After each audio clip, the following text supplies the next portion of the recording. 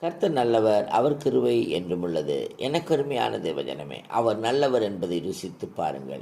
கர்த்தர் நமக்கு சொல்லுகிற வார்த்தை, அவரை அண்டிக் கொள்கிற யாவரும் பாக்கியவான்கள். அவரை அண்டிக் கொள்ள வேண்டும். ஏன் அண்டிக் கொள்ள வேண்டும்? தேவனுடைய கோபம் நம்மேல் வராதபடிக்கு, விக்கிரங்கள் நமக்குள்ள இராதபடிக்கு அவரை அண்டிக் கொள்வோமானால் நாம் பாக்கியவான்களாய் இருப்போம். அவரை சார்ந்து கொள்வோமானால் பாக்கியவான்களாய் இருப்போம். எனவே கர்த்தருக்கு பயப்படுங்கள். ஆமென். சோத்திரம். நடுக்கத்தோடு களி கூறுங்கள் என்று வேதம் சொல்லுகிறது. எனக்கு அருமையான தேவஜனமே, கர்த்தரை சார்ந்து கொண்டிருங்கள். ஆமென். கர்த்தர் உங்களை ஆமென். சோத்திரம். கர்த்தர் நல்லவர் என்பதை ருசித்து பார்த்து ஆமென் அவர் மேல் நம்பிக்கையாயிருங்கள். கர்த்தர் உங்களை பாக்கியவான்களாய் வைத்திருப்பார். ஹல்லேலூயா. ஆமென். அவரோடு கூட சார்ந்து, அவரோடு கூட சஞ்சரித்து, அவரையே அணுகி அவரோடு கூட இருங்கள். கர்த்தர் உங்களை ஆசீர்வதிப்பாராக. ஆமென். God bless you all.